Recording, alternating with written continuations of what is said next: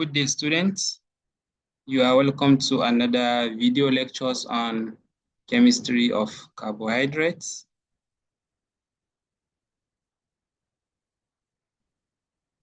So let's first and foremost, let's look at the objectives that we are going to be achieving at the end of these lectures. Our first objective involves the study of the structure of carbohydrates and those carbohydrates that are of physiological importance. And the second one is to look at the main role of carbohydrates in providing and storing energy. And then we'll jump into understanding the structure and function of glycosaminoglycans. So, as a way of overview, when we say carbohydrates, we mean compounds or molecules that are the most abundant organic molecules that are found in nature. And they have the empirical formula as CH2O and N. And they are called hydrates of carbon. But we can also define carbohydrates as one of the most acceptable definition of carbohydrates. You can define carbohydrates as compounds that are polyhydroxyaldehydes or polyhydroxyketones and their derivatives. So carbohydrates provide important part of energy that is present in our diet, and they also act as the storage form of energy in the body, both in plants and animals. Although carbohydrates are the sources of carbohydrates are from plants, plants also uses carbohydrate as a storage form. And the storage form of carbohydrates in plants is in the form of starch, while the storage form of carbohydrates in animals is the glycogen. And they provide us with energy, and they are also important structural component of the cell membrane. You remember we discussed about cell membrane, and we said there are various molecules or macromolecules that are found in the cell membrane, ranging from proteins. There are proteins in the cell membrane. You remember the cell, if you look at the cell, it has different parts. We have the outer covering of the cell that provides protection to the cell, which is the cell membrane. And you have the cytoplasm, which serves as the cell environment. And the cytoplasm houses organelles such as the mitochondria, the lysosome, Golgi apparatus, ribosomes, and so on and so forth. You also have the nucleus, which also contains the genetic materials that is to say is the repository of genetic information. And this nucleus also have a nuclear membrane. Okay, so the cell membrane that we are talking about has molecules or macromolecules that are found in the cell membrane, which include proteins. We have proteins, and these proteins are of two categories. We have the integral proteins and the peripheral proteins. We also have carbohydrates that are embedded in the cell membrane. We also have lipids that are part of the cell membrane. So many diseases and disorders are associated with carbohydrates metabolism, and this includes diabetes mellitus. As a clinical student, you should know that diabetes mellitus is a carbohydrate metabolic disease or disorder.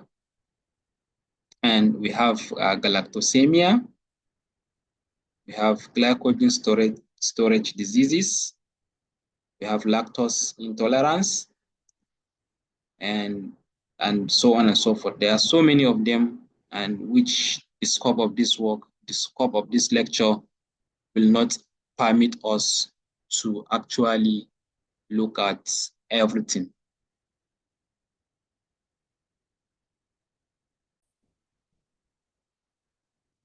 So the scope of these lectures will not allow us to cover the carbohydrates metabolic disorders, but in another lecture, we are going to be looking at those metabolic disorders. So here, we'll be looking at classification of carbohydrates. So you should know that carbohydrates can be classified in many forms. They can be classified based on the number of carbon a particular sugar contains. They can be classified based on the number of sugar units they contain. They can be classified based on the number of the functional group that is present in the sugar.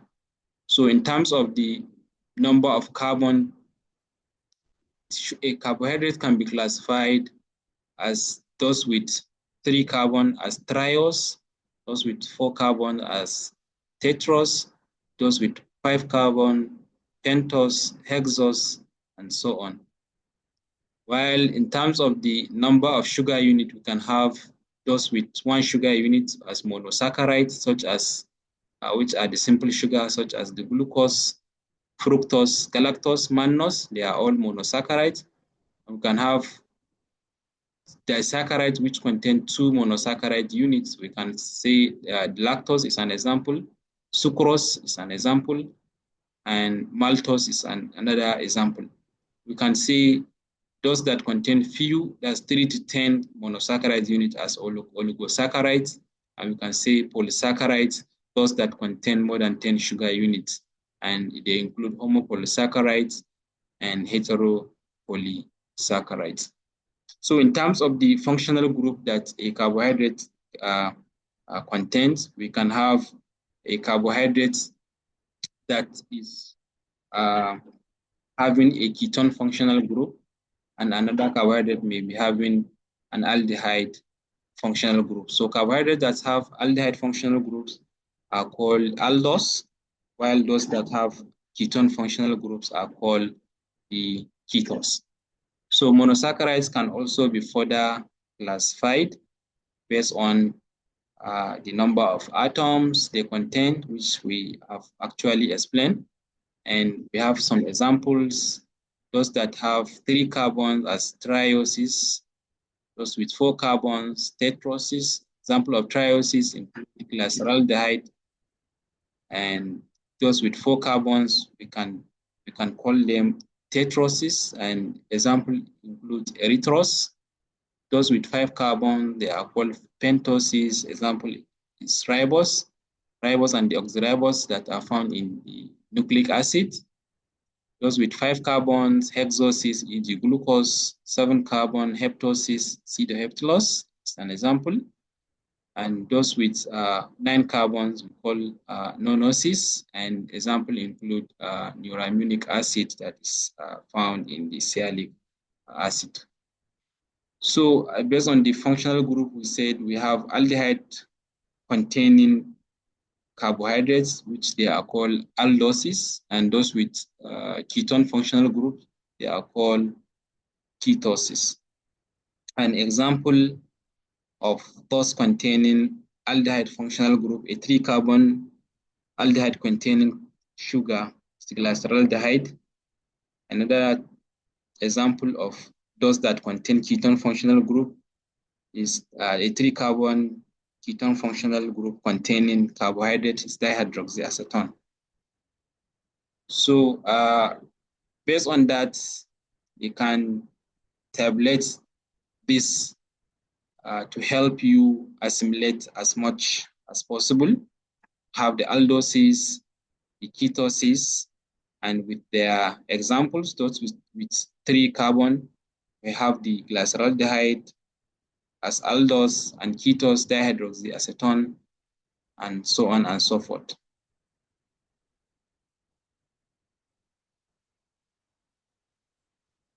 So we look at isomerism that occurs in sugars.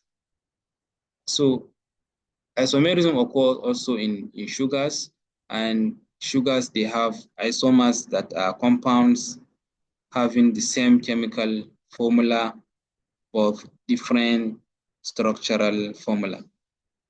Okay, so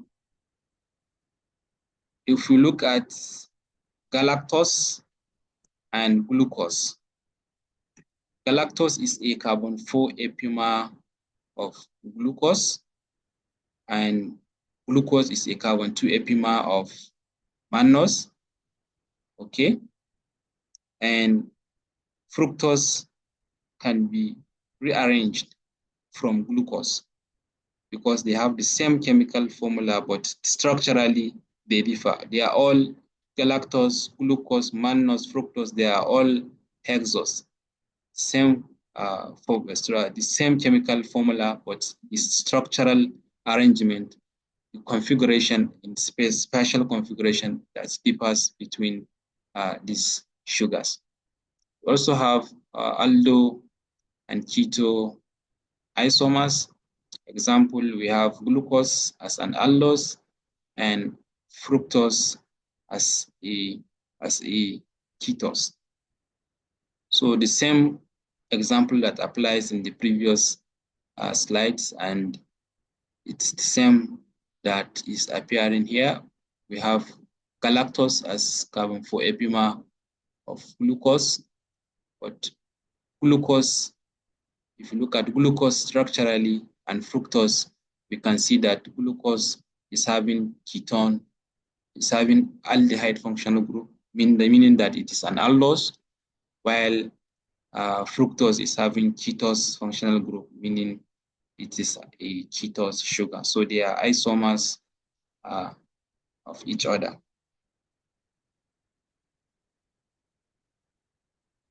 So when we can define epimers as carbohydrates, dimers that differ in configuration around only one specific carbon atom. For example, glucose and galactose, carbon 4, they differ in carbon 4. So glucose is a carbon 4 epimer of galactose, while glucose and mannose differ at carbon 2, and we can say mannose or glucose is carbon 2 epimer of mannose.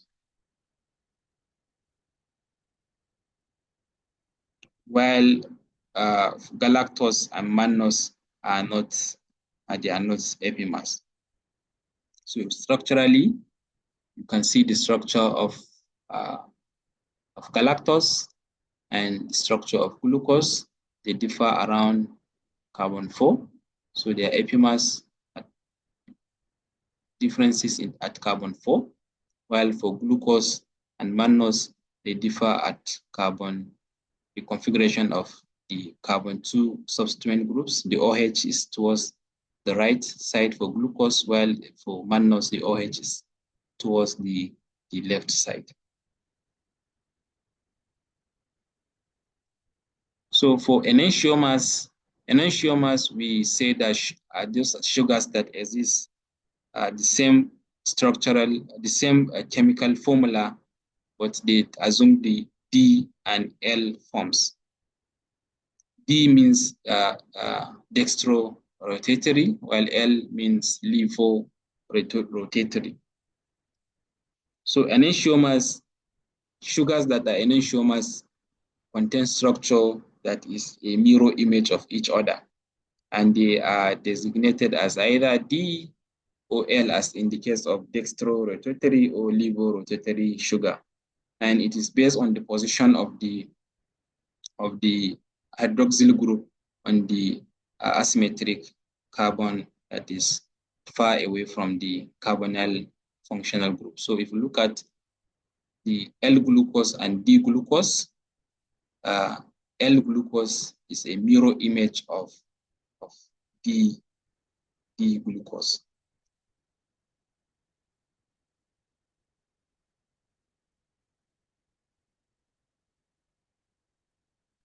So majority of sugars that are found in humans, they exist in D configuration. They are D sugars.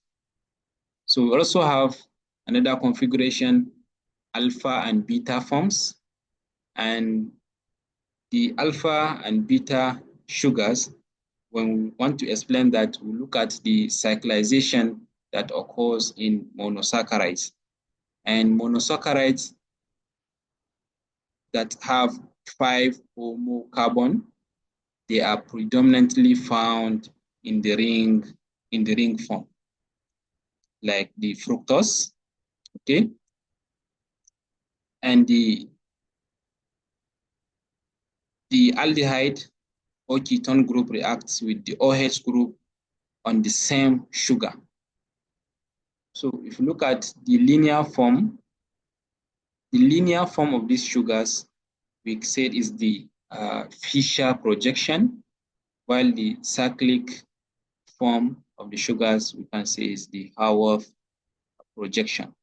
So D-glucose has aldehyde functional group. That's if you count from carbon 1, you have carbon 1 containing the functional group aldehyde, carbon 2, 3, up to carbon 6. So when cyclization occurs, you can have either alpha D-glucose, the Haworth projection, or beta D-glucose. The difference is that if you look at carbon 1 in the cyclic form, the OH is below the plane. So that is to say it is alpha configuration. When the OH at the carbon 1 is below the plane, it means we can say it is alpha configuration. While if the OH at carbon 1 is above the plane, we can say it is what? It is the beta configuration. So that's the alpha and beta forms of glucose.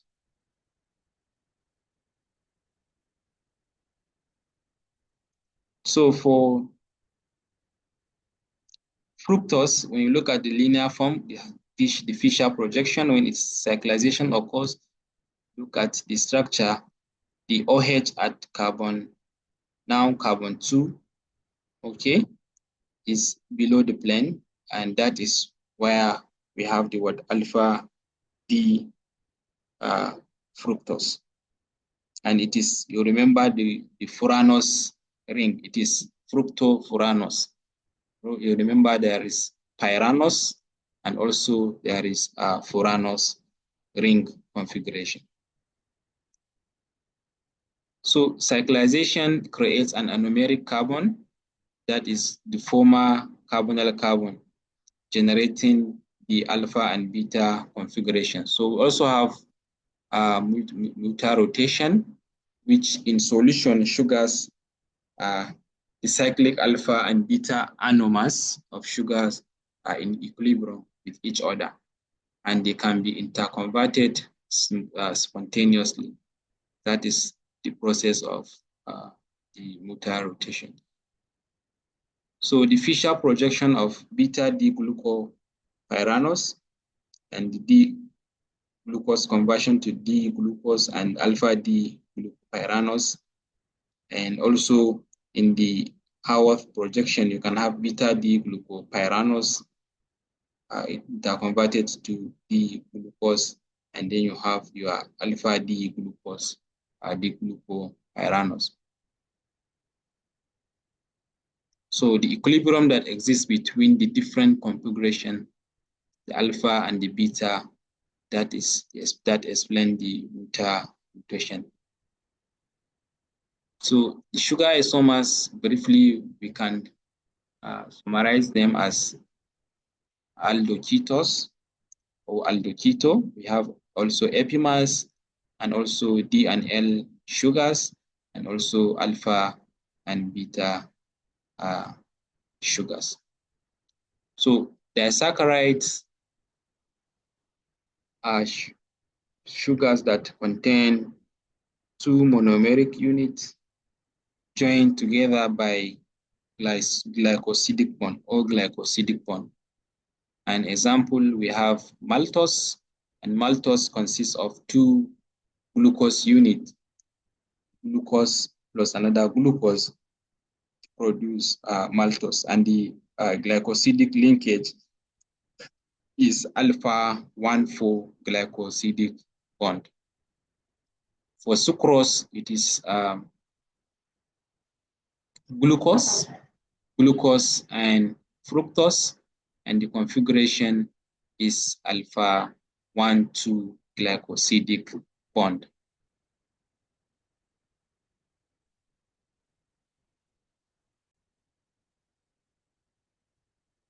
So for sucrose, we said the configuration around the glycosidic bond is alpha 1,2, and it consists of glucose and fructose. This is actually the sugar that is found in it's cane sugar that is found in sugar cane, while maltose can be found in barley. And for lactose, we have glucose and galactose, two monomeric units, glucose and galactose, joined via beta 1,4 glycosidic bond, form the lactose. And lactose is the sugar that is found in milk. So structurally, and this is the configuration, carbon 1 of galactose forms a glycosidic linkage or glycosidic linkage with carbon 4 of glucose. So lactose is galactosyl beta 1,4 glucose. Galactosyl beta 1,4 glucose.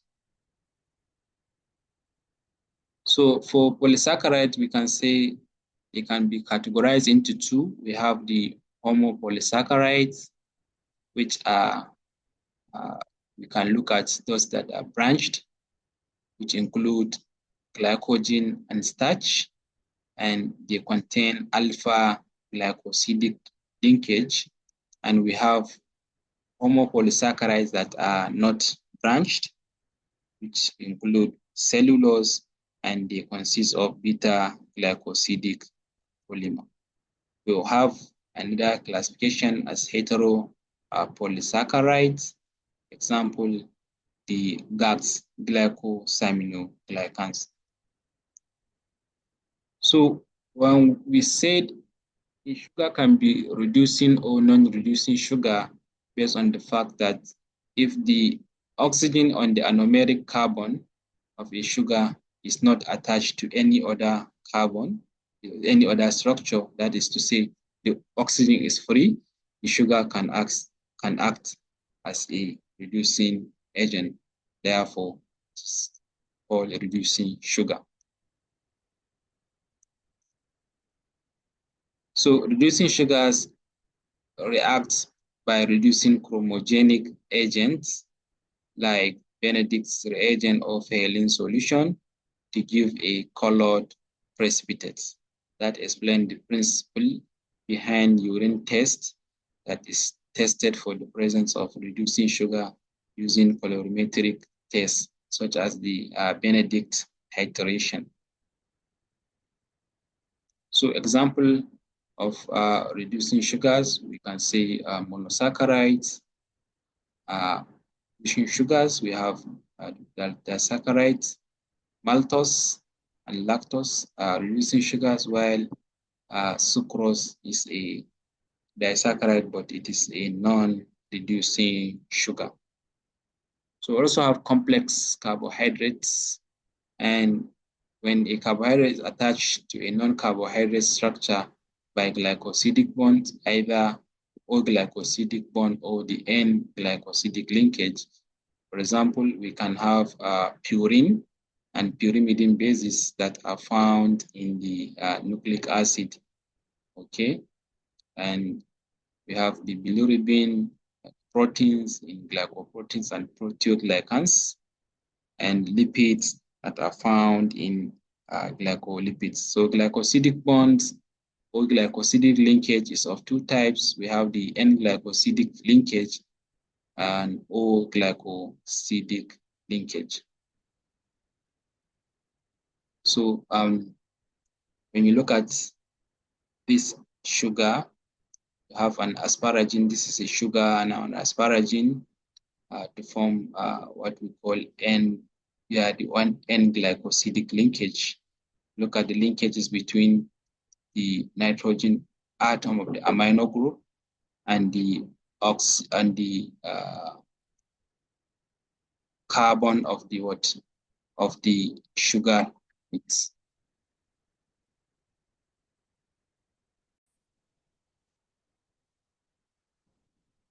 So the explanation on the N-glycosidic or O-glycosidic linkage, we are discussing about proteoglycans, protein that have sugars attached to them. In the polypeptide chain, you have amino acid that contains the amino group. So the N comes from the amino acid, that is the amino group components, and the carbon of the sugars to form N-glycosidic bond, as in the case of here, where asparagine from the polypeptide chain provides the N group.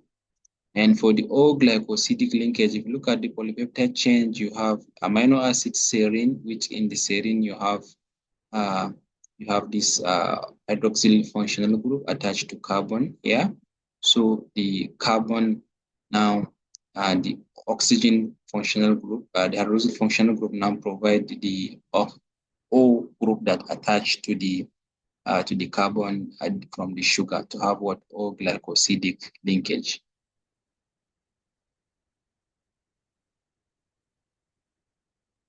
So for glycosaminoglycans, which are abbreviated as GAGs, they are large complexes of negatively charged heteropolysaccharide chains and are associated with a small amount of proteins, forming what we call the proteoglycans.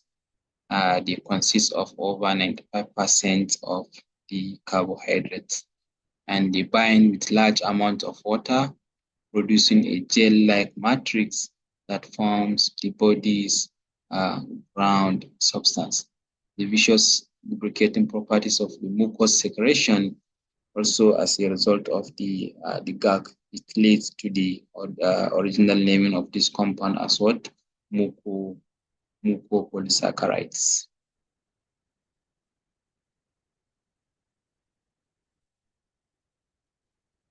So GAGs, they are linear polymers of repeating saccharide units and have acidic sugar linked to amino sugar and they have number of n, meaning the number of repeating units that occurs.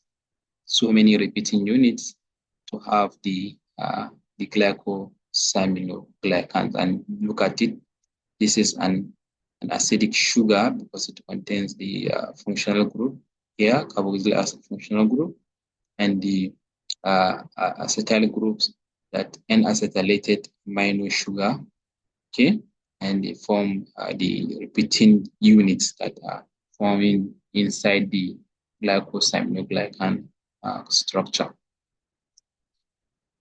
So the amino sugar usually sulfated is either D-glucosamine or D-galactosamine.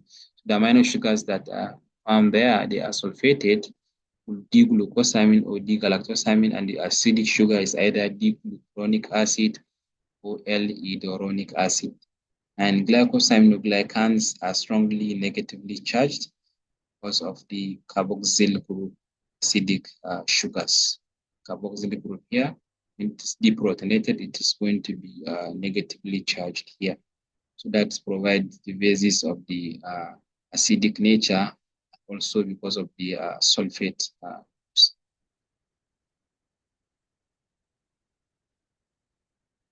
So resilience of glycosaminoglycans, and look at the relationship between glycosaminoglycan structure and their function.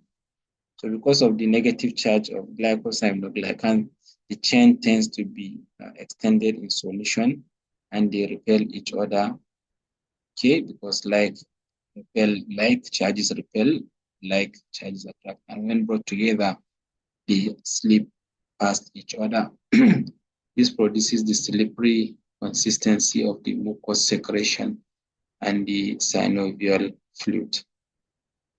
So when a solution of GAGs is compressed, water is squeezed out of it, and the glycosaminoglycans are forced to occupy a smaller volume. So when the compression is released, the GAGs spring back to their original hydrated volume because of the repulsion of their negative charges. This property contributes to the resilience of the synovial fluid and also the vitreous humor of the eye. So that is basically the principle. Look at it: when they are compressed, they release water, and when that compression used to squeeze out water, and when they are forced to they are forced to occupy a smaller volume, and when the compression or the squeezing is released, they resume back to their form, which is hydrated, and the repulsion occurs because of the negative charges that is present in the original form. So I think that's where we're going to stop for the lectures today, and I hope you really enjoy it. If you have any question, you can drop it at the comment section, and by that, say bye-bye, see you next. Okay, briefly before we conclude the lectures, let's look at the members of the glycosaminoglycans, that's to say sugars that glycosaminoglycans that are of different types. We have the chondroitin sulfates, which are the most abundant glycosaminoglycans. We have creatine sulfates. They are the most heterogeneous glycosaminoglycans. Hyaluronic acid, which compared to other GAGs, it is unsulfated and not covalently attached to any protein. We also have heparin, and heparin is unlike the other glycosaminoglycans that are extracellular.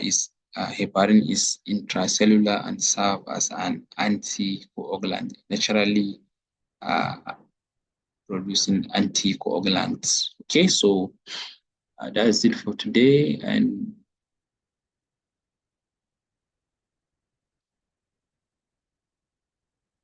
see you next.